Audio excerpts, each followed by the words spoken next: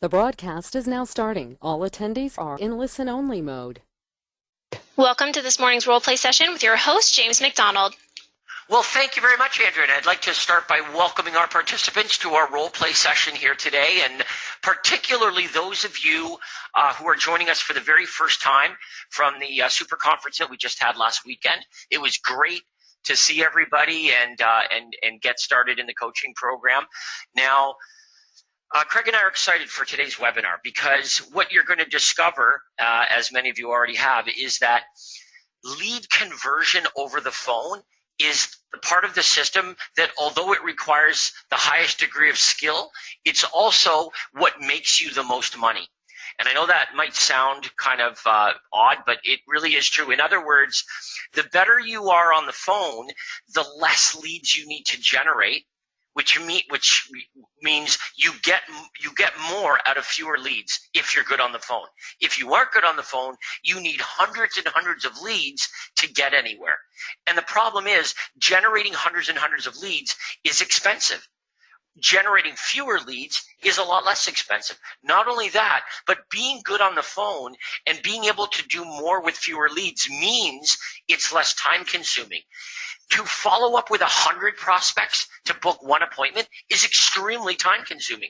To follow up with 5 prospects to book one appointment takes a lot less time. So there's the opportunity to really make a lot of money with the system falls into how good you are on the phone converting the leads that you've generated. And that's why every Thursday for almost 2 decades now, every single Thursday, we've been doing this role play session with our coaching members. I always think of it as the equivalent of a professional golfer practicing, 3-foot putts. They never stop. It's not like they say, oh, I've got this down. They're always going to continue forever to practice and refine what they do every day over and over and over and over again, so that they can only get better at what they do over and over and over again. And that is the universal callback script. So I'm super excited for those of you that are on here for the very first time. We're going to do some role playing with you.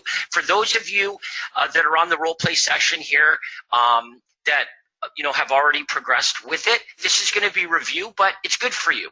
It's always good for you to get an overview of how the universal script works. The better you understand how it works, the better you'll be at using the script, the more natural the script will sound, and the more likely it is that you'll get to that mastery level.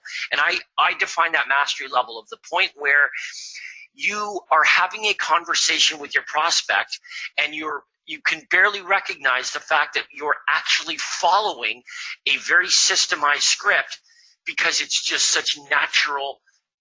It's very conversational. It just flows out of you completely naturally. That is when you've reached mastery level with the universal callback script. And so what we're going to do here this morning is we're going to break down the script. I just really want everyone to understand how it works so that you're comfortable with it. We want to get rid of any phone fear that anybody has. Remember this. When you're picking up the phone and calling a prospect, the only reason you're doing that is because they contacted you first. You're never, ever going to make a cold call. You're never going to call someone who didn't ask you for information first. Somebody who called into your hotline and hung up, you're never going to call them. Never. Someone who went onto your webpage and didn't leave any contact information, you're never, ever going to call them ever. They're not a prospect. You are only going to follow up with those prospects who have, number one, asked you for real estate information, and number two, voluntarily given up their contact information. And if they didn't do those two things, you will never, ever call them. You're only following up with real prospects. A real prospect asked for real estate information and gave up their anonymity in order to get it. That way, your mindset when you're calling these prospects back is that I'm only calling back prospects who are very, very motivated. And I know they're very motivated because of what they did. And over time, this begins to really change your mindset. You realize that when you're making cold calls and you're calling, just human beings who have done nothing to indicate a motivation to buy or sell real estate, you're not greeted with any kind of appreciation at all. However, when you're calling back prospects who have asked you for information, given up their contact details, and you've provided them with that very information that they asked for, you're going to be greeted with appreciation. And when you start to hear thank you over and over and over again from the prospects that you're calling, it begins over time to change your mindset, and you no longer have phone fear. As a matter of fact, sitting down and making 10, 15, 20 follow-up calls with prospects isn't a dreaded task, because you actually get somewhere. Why do you get somewhere?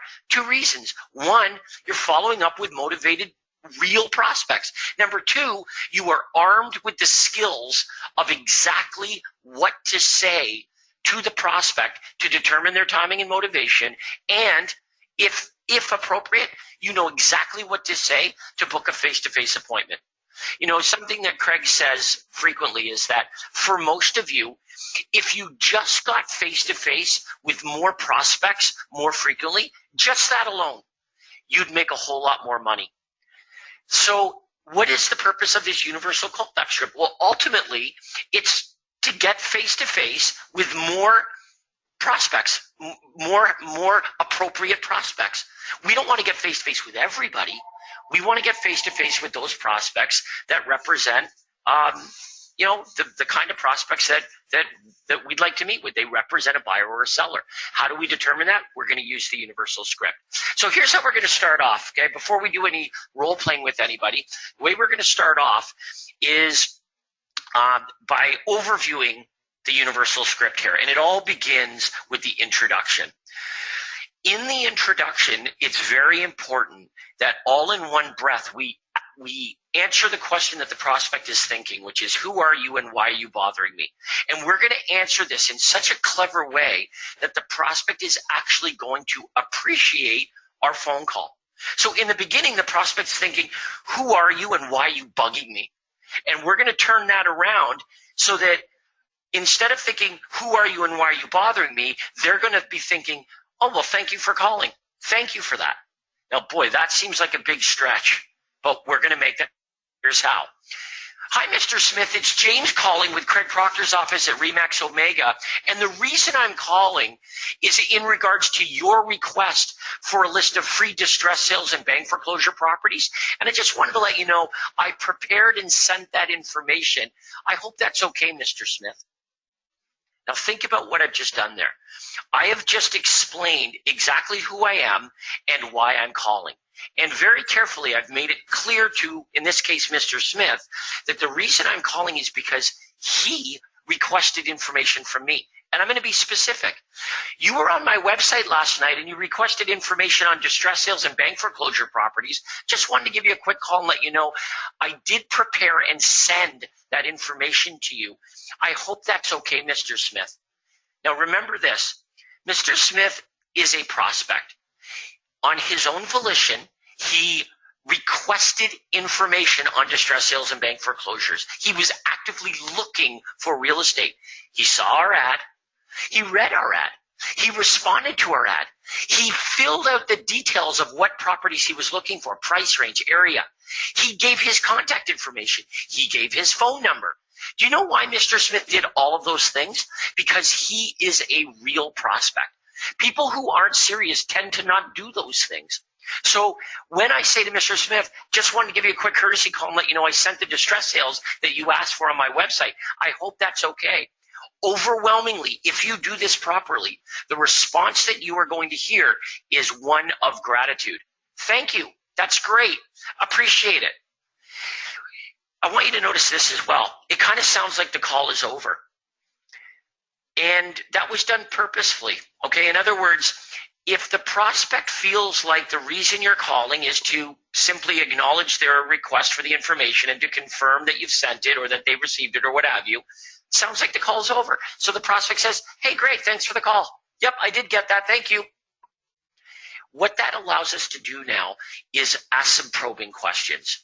But I have to tell you, if you're looking at this introduction thinking it doesn't matter, You're making a big mistake. Here's the litmus test. When you call your prospects back, if they're not saying thank you or something in the realm of appreciation, then you're not following the introduction. You're not. If the prospects are hanging up on you, if the prospects are saying, I'm busy, call later, if they're doing anything other than saying thank you, it's you. You're not following the introduction as it was intended. Here's what you might be doing. Oh, hi, Mr. Smith. It's James calling with Craig Proctor's office at Remax Omega. How are you folks doing today? I'm not doing well at all. I'm in the middle of something right now. Call me back later. That's not the script. Nowhere in the script does it say, how are you today? Nowhere in the script does it say, are you having a good day? It wasn't an oversight. It's not that Craig thought, well, I would like to exchange courtesies with them, but I'm not going to do that just on a whim. It was done very strategically. If the prospect doesn't know that you're not a telemarketer, they're going to assume that you are one. And the only way that we can differentiate ourselves from a telemarketer is by immediately explaining, the reason I'm calling is because you requested information in regards to an over-the-net home evaluation on my website, and I'm letting you know that I prepared and sent that information. I hope that's okay, Mr. or Mrs. Smith. If you do not do that, you will not elicit a reaction of appreciation, and the whole thing goes downhill. We must differentiate ourselves from a telemarketer, and if you do, you'll be greeted with appreciation, which then allows us to move into phase two. And phase two is our fact-finding mission. What Craig did here is he designed questions that determine the timing and motivation of our prospect. But I want you to notice something about these questions. They were designed in a way that allows the prospect to answer and elaborate without feeling threatened. In other words, you got to think of language and how over the phone, the words that we use paint a picture. And we don't have body language, we don't have anything else other than the words that come out of our mouth over the phone. And if we paint a threatening picture, it's very easy for the prospect over the phone to pull back. And so what Craig discovered is this. When you ask a question hypothetically, it allows the prospect to answer the question much more easily because they don't feel threatened. In other words, when I say, hey, Mr. Smith, if you were to make a move, would you be staying here locally or moving out of the area? That's a very different question than, hey, Mr. Smith, where are you moving? Hey, Mr. Smith, where are you moving infers that I think he's planning on moving. I'm a salesperson telling the prospect, hey, you're moving. I know you're moving. When are you moving? That's very threatening to the prospect. So the prospect says, no thanks, just thinking about it. They don't tell me the truth because they feel threatened. The salesperson is going to pressure them into doing something that they're not ready to do or don't want to do. So the prospect automatically pulls back. But when you word it hypothetically and say, hey, Mr. Smith, if you were to make a move, when do you think that might be? Mr. Smith, if you were to make a move, would you be staying here locally or might you be moving out of the area? It's the same question, but because of Craig's understanding of language, what it does is it paints a picture that is far threatening. And if the prospect doesn't feel threatened, guess what they're far more likely to do? Elaborate on their moving plans. And that's all we want to do. We want to determine how good the prospect is. So in asking these questions, that's what we get to the bottom of. Are you folks thinking about making a move in the next 3 to 6 months? If you were to make a move, would you stay here locally or move out of the area? Do you rent or do you currently own the home you live in right now? Do you have a realtor to help you when the time is right?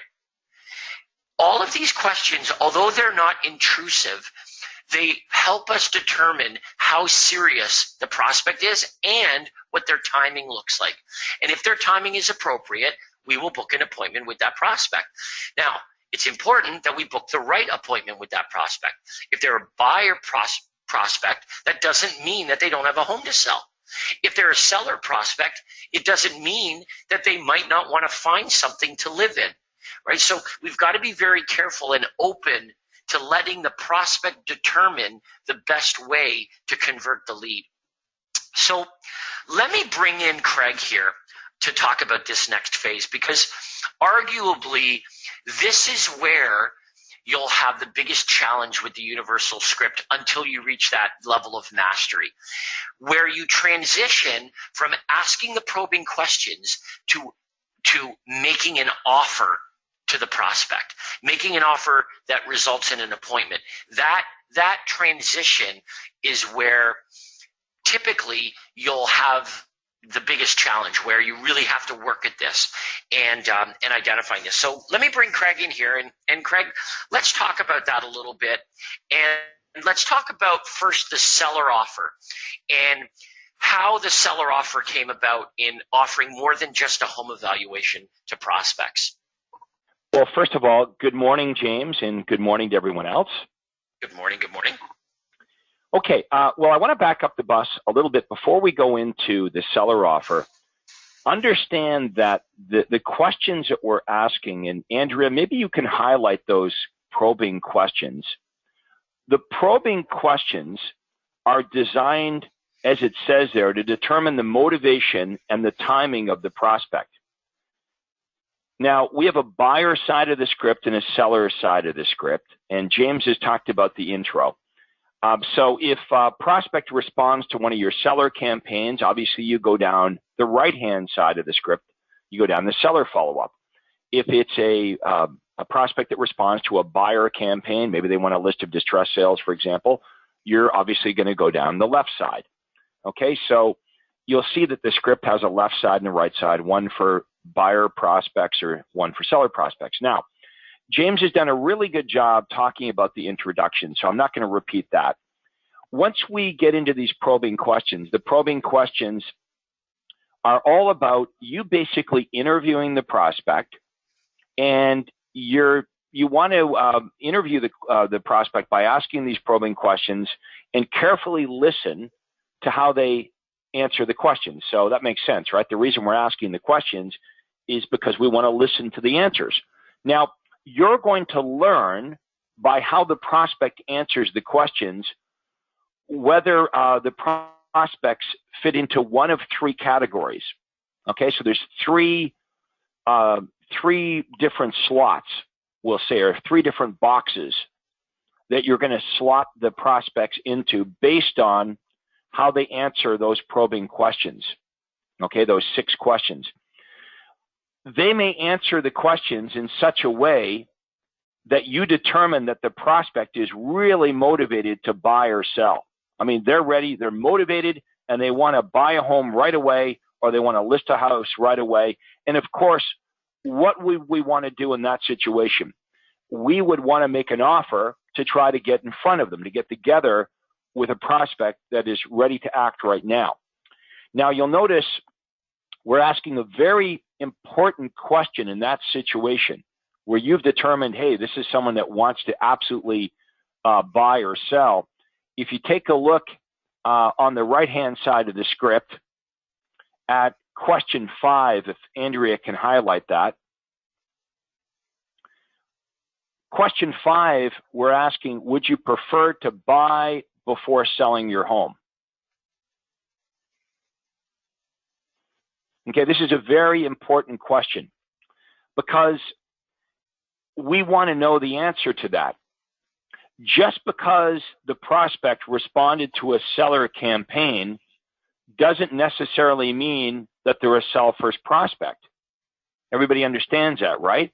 Yep. So if I asked James, if you were my prospect, James, I said, no, James, basically, do you prefer to buy your home before putting your home up for sale? Or would you prefer to get the for sale sign up on your house before you even look around? How James answers that question is going to dictate which offer I'm going to make below. And Andrea, if you could highlight the 2 offers below, James is going to answer that question, and he's going to tell me whether he's a sell first guy or a buy first guy. So James could say, well, actually, I would like to look around at houses before I even consider putting my home on the market. Yep. Well, if James answered that way, well, I'm not going to be going into the right-hand corner and making the sell first offer. However, many of you make that mistake.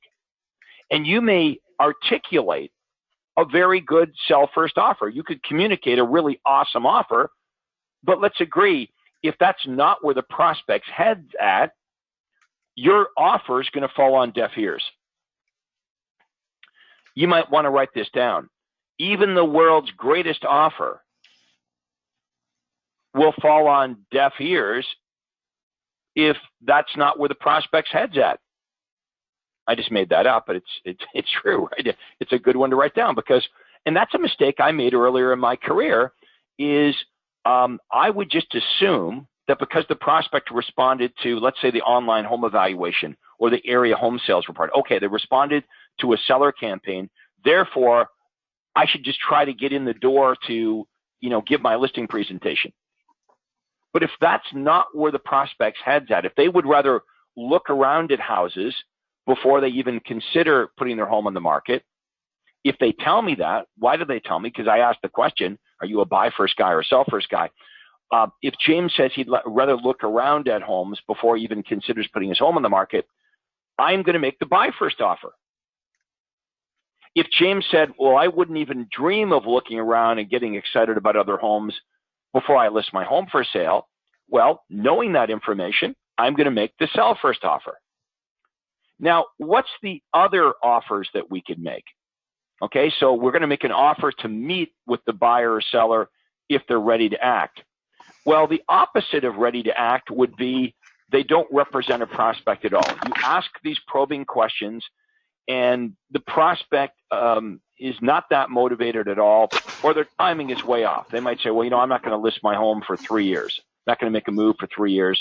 You're probably not going to follow up with somebody like that. Okay, or how about this? They're rude to you. Their best friend or a relative is a real estate agent.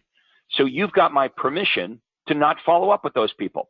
What did I say at the super conference? I said, far too many of you spend far too much time with buyers and sellers that you should just blow off right from the get-go. And I also said, my goal for all of you is I want you to generate so many leads, you don't have to worry about prospects like that. So those prospects, we're just going to delete. We're not going to worry about following up with them. Okay, so that leaves us with one more category. So I want everyone to think about this. We've got clients that answer the probing questions in such a way we're led to believe that they're ready to act now, and we're going to make a buy offer or a sell offer. We've got clients that are not that motivated. They're rude. No matter what we do or say, they're never going to list with us. They represent no business at all. The big opportunity in the middle are the people that are going to buy or sell, but not yet. They might be 3 months out. They might be 6 months out. So how do we approach those? Well, if we go to question 6 on the right-hand side, Andrea is going to highlight that. If James answered those probing questions in such a way that I realize, well, James might be a good prospect. He's eventually going to sell his home, but he's not going to sell his house now, so there's no reason meeting with him. It might be 6 months down the road. I would say, James, would it be okay if I followed up with you at a later time? Now, if James said no, never call me again, then I'm going to respect that. We call this permission marketing. But in most cases, the prospect will say yes, to which you're going to say, well, when would be a good time for me to call you back? Now, it's really important that you ask that question. James, as you know, like a dummy, for years and years and years early in my career, I would ask the first question. I'd say, James, would it be okay if I followed up with you at a later time? And if James said yes, I would just guess. I would make a subjective decision. I would guess, well, from the way that James answered those questions, I'm just going to assume he's probably not going to do anything till such and such a time. So I would subjectively just guess and schedule a follow-up call based on my gut feeling. Well, that's really stupid, and I lost a lot of business because I would guess incorrectly. Guessing is not a very good idea. So once we ask the prospect, would it be okay if I followed up with you at a later time? If they say yes, the obvious next question to ask is, well, great, James, when do you think would be a good time for me to do that? When would be a good time for me to follow up with you? Now, whatever time frame they give you, I'm going to recommend that you folks always cut it in half. As James indicated earlier, they see us as salespeople, right? And who's a salesperson? A salesperson is somebody that makes me do something I don't want to do. So what quite often happens is they arbitrarily tell us a time frame that's really longer than it is. You know, so the guy that's thinking of selling his home in 6 months, or 3 months rather, tells us 6 months. So whatever time frame they tell you, cut it in half, just as insurance. You know, I've lost a lot of money in this business by calling back prospects a little bit too late. But I've never lost any money in this business by calling prospects a little bit too early. So we want to err on the side of caution. Now, I want everyone to think about this. In all the years that you've been in real estate, of 100% of all the prospects that you've ever talked to, as long as you've been doing this, which category do most of the prospects fit in? They fit in the middle category. They're not ready to buy or sell today. They're not, you know, people that have a real estate agent or are never going to work with us, not using this system anyway. You're going to find that the majority of prospects you speak to are good prospects in the fact that they're going to buy or sell, but they're just not ready yet. And this is the Achilles heel that most agents have is, well, most agents don't have an automatic lead generation system like this, but even fewer realtors have an effective follow-up system. So this is where the money is. So if you haven't heard anything that James has said today, you haven't heard anything that I've said, understand that this is where the money is. Okay, that the majority of people you talk to are going to say something like this. They're going to say, yeah, I am thinking of selling, but it's going to be 3 months from now, or it's going to be 6 months from now. They may even tell you exactly why they're going to move. They're going to tell you when, and they're going to tell you why. Well, it doesn't get much better than that, right? I referred to these prospects as golden prospects. So do you guys understand what I'm saying? You follow up with the prospect, and the prospect says, yeah, we're absolutely going to be selling our home. We bought new construction. We won't be listing our home until January. So you have to do the right things between now and January, or you're probably going to lose that business. Or you speak to a lady and she says, I'm going through a marriage separation. Like, there's no doubt that we're selling the house. We are. But we're dealing with the lawyers, and this might be 3 or 4 months, this process, before we're in a position to list the home. And you talk to another guy who says, yeah, 100% I'm selling. I've been transferred. I need to be in Boston in 4 months, but the company won't let me list the home until we get into December. Okay, so those are 3 examples, real-world examples of prospects that are open to working with you. They're upfront telling you when they're moving, why they're moving, where they're moving. You've got all that information. Wouldn't it be a shame to lose that business? So we're going to help you on these Thursday role play follow-up calls, help you plug the hole in your bucket. Most of you have a massive hole in your bucket. And that's why you got to generate so many leads, because your follow-up and conversion is not very effective. So that's the idea behind the probing questions. We're basically interviewing the prospects that have called you on their own volition. As James says, normal people don't do this, right? The information we offer is only of interest to real prospects. And for those of you that have phone phobia, I get it. If you've been in a Mike Ferry program and you're cold calling, you're a sweat hog, I understand how even looking at the telephone could be a huge turnoff. And if you've done any of that stuff, understand using our programs like a walk in the park. You're not cold calling. You're not initiating any contact with these prospects. You're simply returning an inquiry that the prospects made of you. And the prospect has to jump all through these hoops to get to you. They have to see the ad. They have to respond to the ad. They have to visit the website or go to the hotline. They have to leave all their contact information. And you're simply calling them back saying, hey, I'm doing what you wanted me to do. I'm following up on your inquiry. And then you go right into the probing questions and you determine, okay, is this a now prospect? Is this a future prospect? Or is this no business at all? It's that simple. If they are a prospect that wants to act now, let's talk about the offers. Now, I want you to think about this. If we make a bad offer, okay, if our offer, the words that come out of our mouth, if they're crummy words, even a prospect that's motivated to buy or sell will probably say no. And that's happened to many of you before, where really good prospects seem not to be that motivated because, frankly, the words that come out of your mouth are not that motivating. So they say no to you. You don't get to meet with them. And you see, in a week, they've listed their home with somebody else. So it seems to me that if we want to compel buyers and sellers to meet with us, and I use the word compel purposely because you can't force a buyer or seller to meet with you, right? You can't make them meet with you. So all you've got as a realtor are the words that come out of your mouth. The better the words are, the more appointments you're going to get. So we're going to show you the ultimate offers to make buyers and sellers. Well, let's talk about that, James. Let's talk about what are the ultimate offers. What is it that every buyer in the world wants? I've been doing this for 25 years. A great deal. A great deal. Would everyone agree with that? I have never in 25 years had anyone call me up and say, hey, Craig, I see you've got a list of distressed sales and fixer-uppers and great deals. Hey, I'm the opposite kind of buyer. I'm actually looking for a list of bad deals. Do you have a list of overpriced properties or perhaps homes that are stale on the market and haven't sold? Properties that have been overlooked by all the other buyers because they're just not very attractive.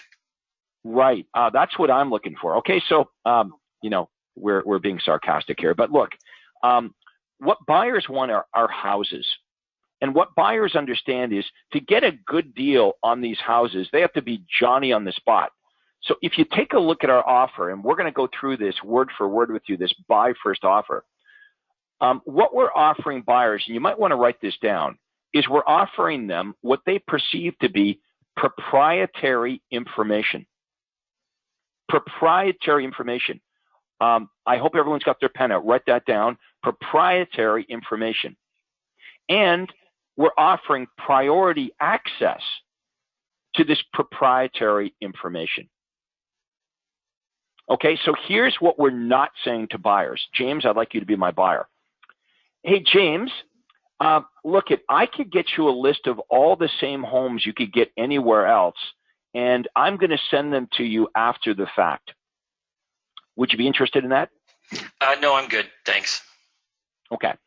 So, by the way, that's what the buyers think of real estate agents, right? You know that, right? They think that the same information they can get from you, they can just get online themselves. Why do I need a real estate agent? I can just go online. Like if you were to ask a poll buyers, that's what they'd say. Well, if you said to a buyer, how do I get information on houses? They'd say, well, you go online. That's how you find houses. They don't say you go to a real estate agent. Okay, so they want, we're going to do a very good job of communicating to all the buyers we speak to that we have what they want. We have proprietary information. We have difficult to find homes, and we're going to give them priority access. We're going to get the information to them faster. Why? So they can beat out other buyers to all these great buys.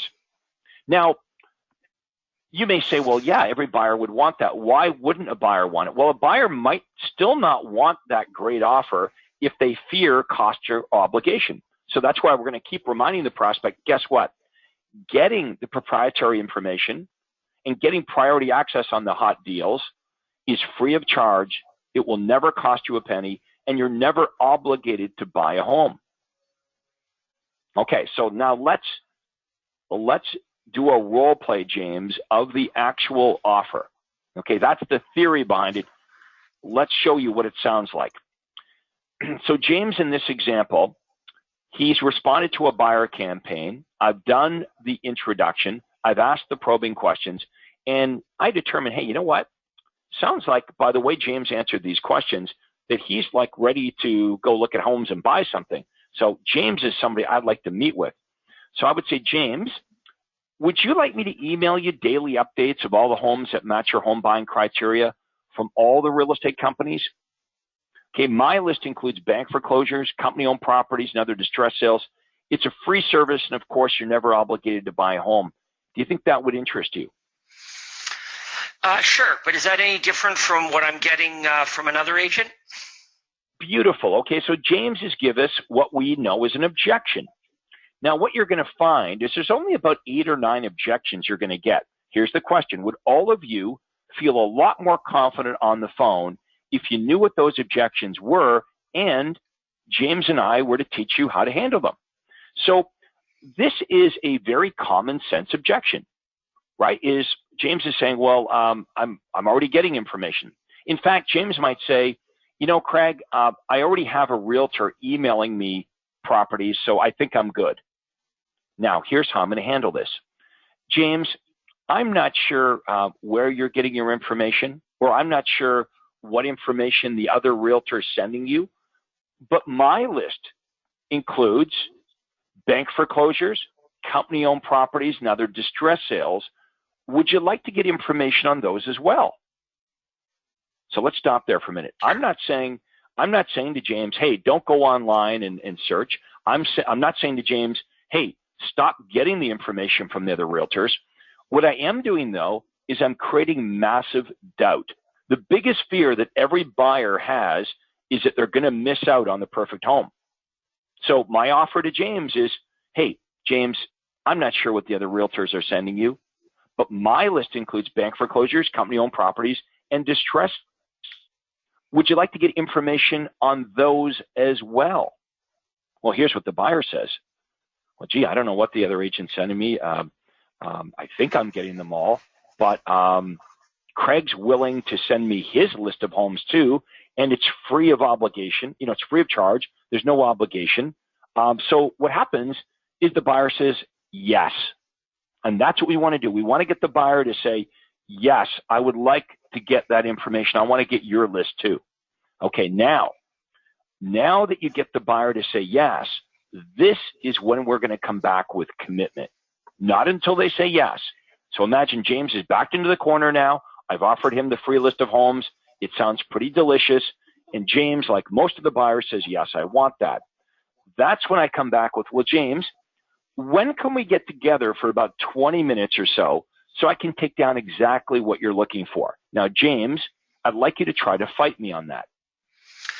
Well, Craig, you know, I did go onto your website and I filled out all that information. If you take a look there, you'll have everything that you're looking for. Okay, so would everyone agree that that's a very common sense objection that the buyers would likely have? They might say, hey, I already went onto your website and I filled out all the information. Or they might say, hey, why do we need to meet? I can tell you right now what I'm looking for. Or they might say, I could email you my criteria.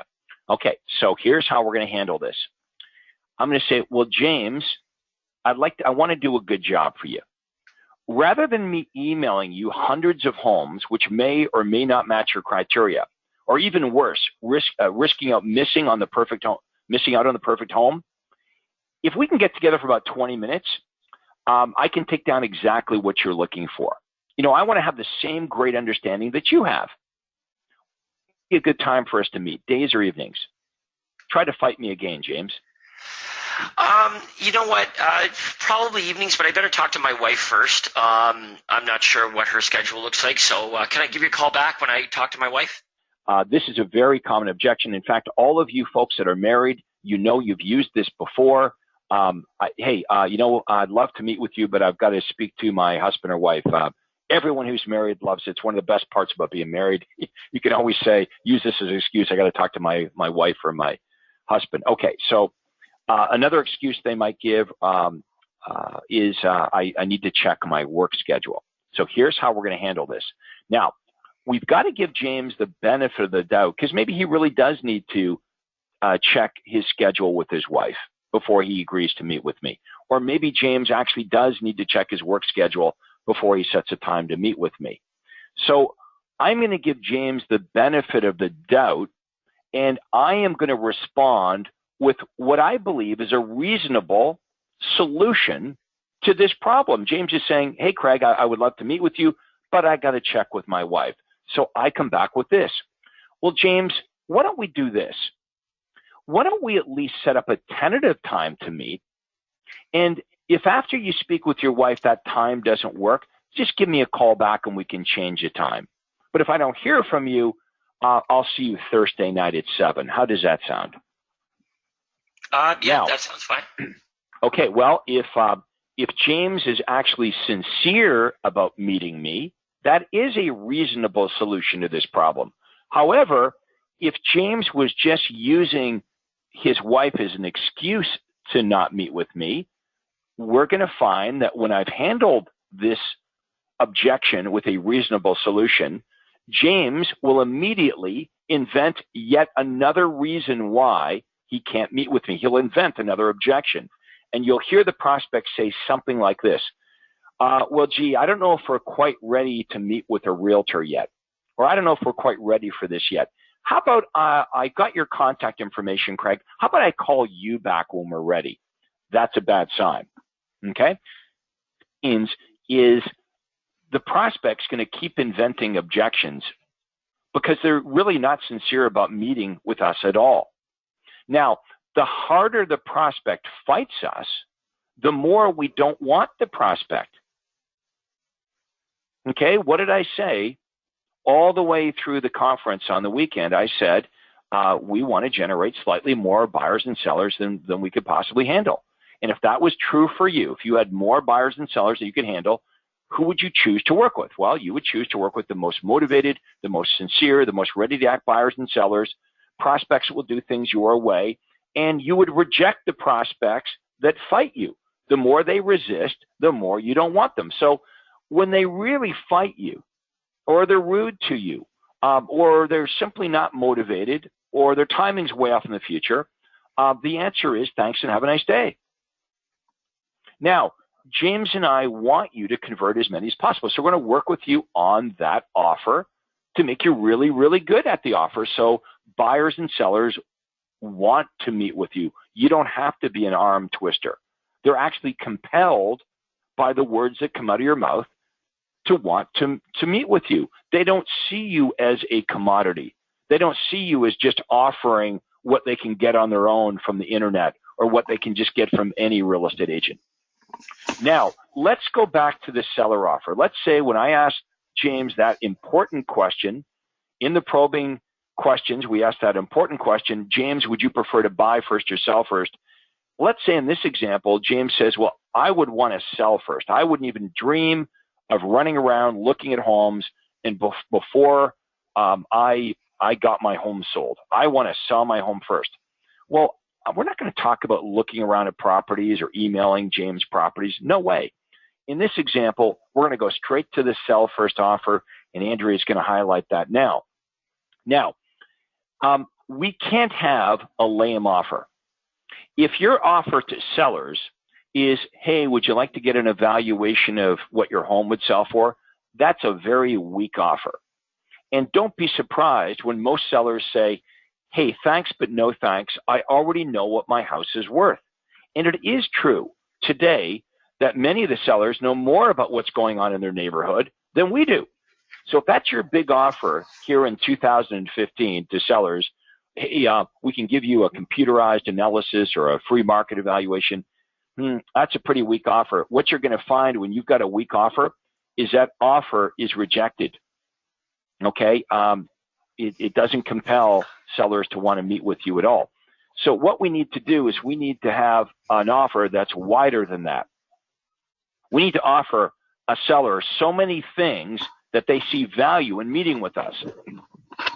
So this is what the offer looks like. I'd say, James, would you like a free evaluation to determine what your home would sell for all in one breath?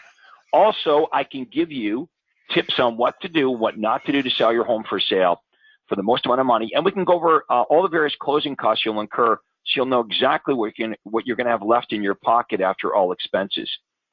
It's a free of charge and obligates you to nothing. Would that sound helpful? You know, when would be a good time to meet, days or evenings? So let's have a look at all the things we're offering the seller. We're offering them an accurate assessment of what their home is worth.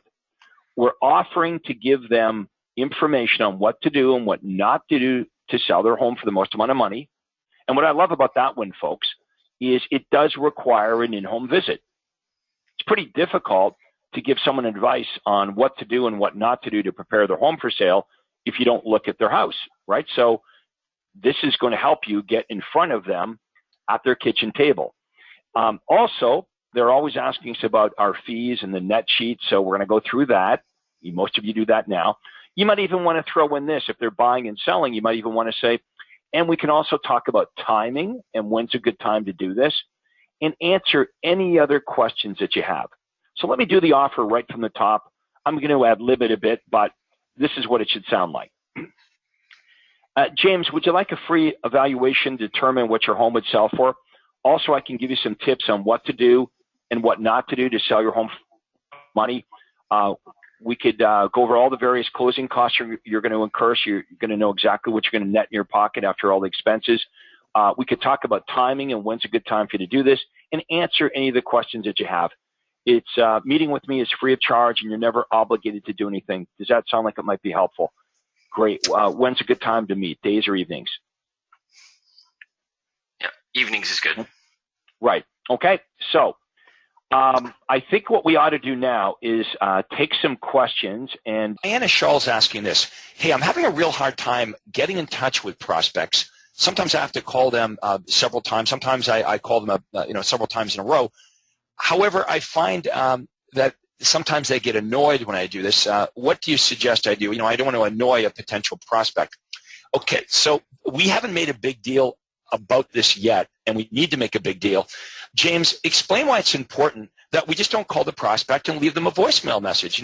Hi, this is Craig Proctor with ABC Realty. I received your request for whatever, and please give me a call back. Why doesn't that work? Yeah, and this is the bottom line is that doesn't work. It doesn't cause the prospect to call you back. So if the question is, should I leave a voicemail? The answer is no. And well, why? Because it doesn't work. It doesn't cause the prospect to call you back. So therefore, the only alternative is that we need to do everything we can to get the prospect to answer the phone. Now, will every prospect answer the phone? Certainly not.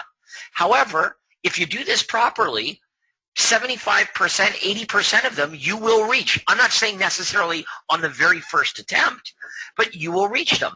If you leave a message, you will reduce the chances of the prospect answering the phone because now they know that it's a real estate salesperson calling them. And people don't want to talk to salespeople.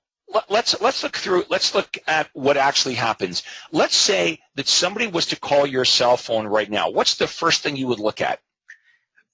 Who's calling? The caller ID. Yeah, look at who's calling. Okay, now. And even more so with my home phone. Right, Because so if I got to tell you, 8 out of 10 calls that come to my home phone are not for me. They're a mistake. Or it's like some sort of robot calling or telemarketer. It's not a personal call to me 8 out of 10 times. So we're going to leave it. Craig, there's something that you say, I'm not sure you said it to our new group, and that is when voicemail was invented, it was really helpful because now we would never miss a call. Now we have voicemail so that we never have to take a call. So we're well aware of the reality of this. In the 1970s, people had answering machines. Why? Because they didn't want to miss a call. Here in 2018, people have caller ID because they don't want to take a call. They want it to go to voicemail. So if you're calling from your RE/MAX office, your Century 21 office, your Prudential office, your Keller Williams office, and on the prospect's caller ID, it says RE/MAX, Century 21, Prudential, Keller Williams, they're probably not going to answer the phone. So it's important that you make these calls. I would recommend you make them from your home office or a phone inside your real estate office. It's not going to say, yes, your cell phone. Right. Now, and also, James and I are not in any way suggesting that people aren't difficult to reach. You may have to call the prospect several times a day over several days to reach them, and still you're not going to reach everyone. And that, again, is why we need to generate lots and lots of leads, is because you are just not going to reach them all. Some of them are going to be too difficult to reach. Okay, let me I think what our member here is saying is that one of the techniques that she uses is you call the prospect, it goes to voicemail. You hang up, and then you call them back again. And now think of yourself in that position. You got a phone call from a local telephone number, not a telemarketer, not a company, not a blocked call, a phone number from your area code, from your prefix. You get this phone call. It goes to voicemail. They don't leave a voicemail message. A minute later, the phone rings again, same number. Would you be curious enough that maybe you would answer the phone? Now, some of you are saying, no, I wouldn't, but a lot of you are saying, sure, yeah, I would. I'm saying, yeah, I would do that. Okay, now, here's really what we're talking about. If the prospect answers the phone, which many of them will, and they sound like they're a little agitated at this, how do we combat that? And the answer is, that's exactly what the introduction was designed to do. So watch this, Craig. I want you to be super pissed off that I called you twice. Hi, may I speak with Craig, please? Hey, are you the person that just called here a minute ago? Yes, I am. Is this Craig? Yes. Why do you keep calling? Craig, the reason I'm calling you is I received your request on my website for the free list of distressed sale bank foreclosure deals in the area, and I was just trying to reach you to let you know that I did receive your request, and I'm putting together those properties for you immediately. I'm going to get those out to you right away, and I just wanted to make sure that was okay with you. Yeah, but I didn't know that this information was being offered by a realtor. Yeah, absolutely it is. By the way, Craig, are you thinking about making a move in the next 3 to 6 months? Well, we've been talking about it, but we're not 100% sure we're going to do it. Yeah, and if you were to move, would you be staying locally, or would you be considering moving out of the area? Well, I got to say the drive is killing us. My commute is too long, and I've got to move closer to work. Okay, so any idea when that might be? Well, as soon as we find the right place. I mean, like I said, I can't keep doing this. I'm getting home at 7 o'clock at night. I've got no life, so as soon as we find something that we like that's closer to work, I'm motivated to do that. Yeah, and do you rent right now, or do you currently own the home you live in? Yeah, we're renting right now. So okay. I also want to get in before the interest rates go up. Right. Do you have a realtor to help you when the time is right? My wife, she works with this lady whose husband's a realtor, and he's been sending us a bunch of houses that are in the area closer to work. I see. And are you 100% committed to working with him exclusively? Well, I mean, not really. I've never even met the guy before. It's just, like you said, it's someone my wife works with his wife. So. Okay. Would you like me to email you every day all of the great deals that come on the market from all the various real estate companies that perfectly match what you're looking for? I'm going to make sure to include bank foreclosures, company-owned properties, distressed sales, all the great deals. As long as they match what you're looking for, I'll email them to you every day, absolutely free, no obligation to buy anything. Would that make looking a little easier for you, Craig? Well, isn't that what I'm already getting from this other guy? Yeah, I'm not sure what you're getting from that other guy. What I'm going to focus on are the great deals, and I'm going to make sure that those great deals are in your email inbox the moment they hit the market. Craig, I couldn't help but to notice that you responded to my ad online, which shows me that what you're getting from the other agent isn't what you're looking for. Otherwise, you wouldn't have been looking, where I ran my ad. If you I don't know how it works. I mean, this guy's sending me properties, but I don't want to miss out on any. So yeah, I've been looking around on my own because, like I said, I'm motivated. I can't stand doing this commute for much longer. So you're right. Whatever this guy's been sending me, obviously we haven't found the right one, and that's why that's why I responded. Craig, let me ask you, when do you have 15 or 20 minutes to sit down with me and do a really good job of determining what you're looking for? Would something in the evenings be better? Something on the weekends? Well, it'd have to be evenings. Like I said, I don't get home from work till 7 o'clock, and this is killing me. So yeah, I don't get home before 7, so it'd have to be after that. So what would be better, this evening or tomorrow evening? What would work better for you? Well, look, why can't I just tell you what I'm looking for over the phone? Like, I know what I'm looking for. I want a 4-bedroom. I want a 2-story. I want it in this zip code or that zip code. Hey, Craig, send me all the ones that look like that. Let me just stop you right there. Here's why.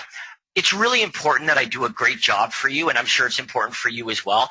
If we can sit down together for 15 or 20 minutes, I can accurately take down exactly what you're looking for so we don't miss out on the perfect property, most importantly, and so that I'm not, like this other realtor, sending you properties that really don't match what you're looking for. There is no cost. I will not charge you any money. There's no obligation for you to buy a property, but I want to do a good job for you. You want me to do a good job for you. Let's sit down for 15 minutes at a convenient time for you, and we'll go over your criteria. Would you reconsider a brief appointment, days, evenings, after 7? What would work best for you, Craig? Well, look, when we get together, do I have to sign something?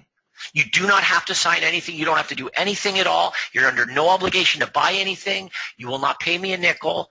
I'm simply helping you find what you're looking for, because what you're doing right now to find it isn't working for you. Okay. Look, I'm motivated. I get it. Okay, so look, I'm going to have to talk to my wife before I set a time, so let me do that, and I'll call you back. Okay, why don't we do this first? Let's set up a tentative time, and if you talk to your wife and she, says that doesn't work, then we can reschedule it. But if you speak to your wife and she says, yeah, that works, then we've got a time, we're set, and we'll see you then. So what tentatively would be good for you? Something tomorrow evening or on the weekend? Okay, now let's stop there because you've done a great job. We've got about minutes left here. Let's play the audio file that was sent to us, Andrea. This is a actual live call between one of our members and a real live prospect.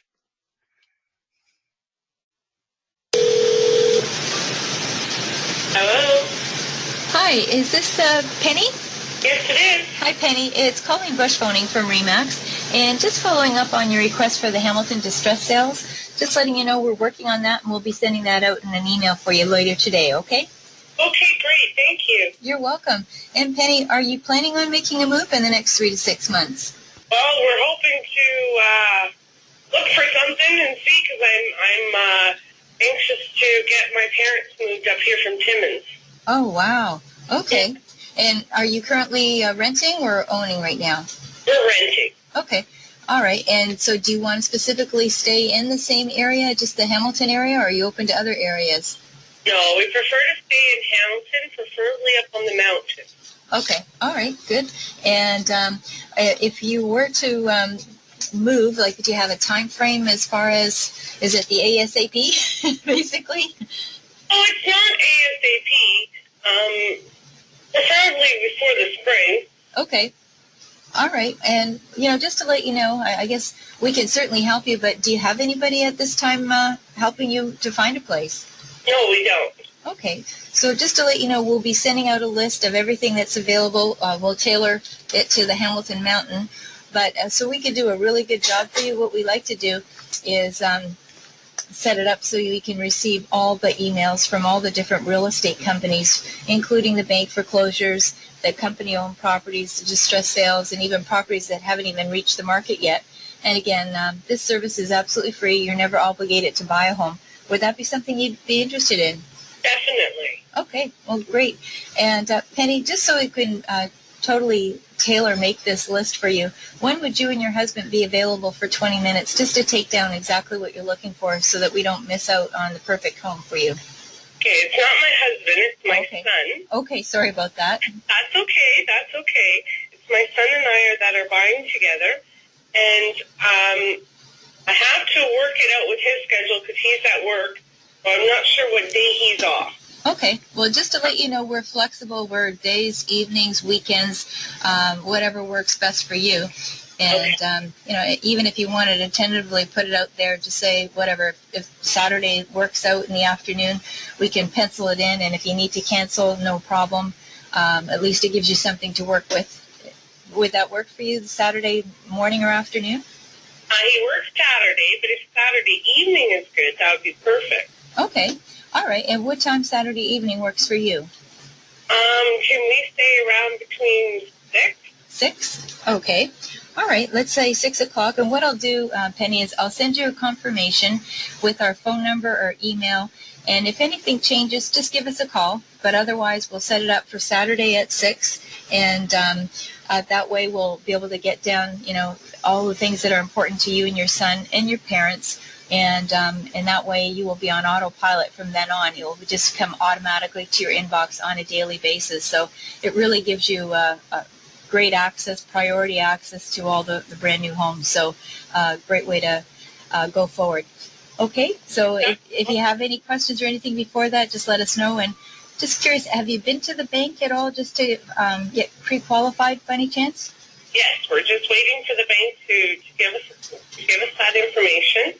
And we've talked to them. We have our down payment and everything. So it's just a matter of the bank doing their check or whatever it is. But we didn't seem like we had a problem because we had a substantial down payment. So fantastic. Well, I'll tell you, you're well on your way, because most people forget about that first, and that's really a great place to start, is just to get the financing out of the way. And then the fun part is now kind of tailor making your list to what you'd like, and then going out to look. So we look forward to seeing you on Saturday, and if anything, like I said, changes, just give us a quick shout at the office then. Okay? Perfect. Thank you so much. You're welcome, Penny. Have a great day. You too. Okay, bye-bye. And that's how easy it is. Okay, so that was Colleen Bush. Colleen and Craig Bush are actually coaches. They're from Hamilton, Ontario. Been with the program for a number of years. So we've covered enough for today. I apologize we didn't get to all of the questions, but I do realize this. When we get into deeper waters here, the more we get into this, the more questions you're going to have. And the questions, of course, will get better and better and better, and so will our answers get better and better and better the deeper we get into this. Here's what I'm going to recommend in finishing up our role play session. All of you should memorize the script. You're going to start by memorizing it. Now, that's going to sound a little bit goofy to you, because when you're going to be reading the script basically when you talk to prospects. And at first you're going to think, well, this is awkward because, these are not my words. These are Craig's words. But as you memorize it, as you internalize it, think about this. If you're saying the same things over and over again, you're going to become really, really good at the script. And pretty soon you won't see these as Craig's words anymore. They'll become your words. As you internalize this, this will be your script. Okay. And you won't have to memorize it. In fact, you're going to understand it. You're going to understand the idea behind the script. And if you really understand the script and what we're trying to accomplish, and you really believe in the offers that you're making, so you're speaking with conviction, you've got confidence, you've got conviction, you're not reading, you don't sound like a telemarketer, you're going to book a lot of appointments, and that's going to give you massive confidence. So it all works hand in hand. It all hooks together. So we're going to do our first ad clinic for many of you tomorrow. We're going to take you to the ad generator, and we're going to explain to you how all the marketing works and how everything's organized for you in one place. So we're going to wrap it up for now. I want to thank Andrea and James for doing a great job as always. And we'll see everyone tomorrow morning. We're going to talk about marketing on our marketing ad clinic at 8 a.m. Pacific time, 11 a.m. on the East Coast. So take care, and that concludes today's role play.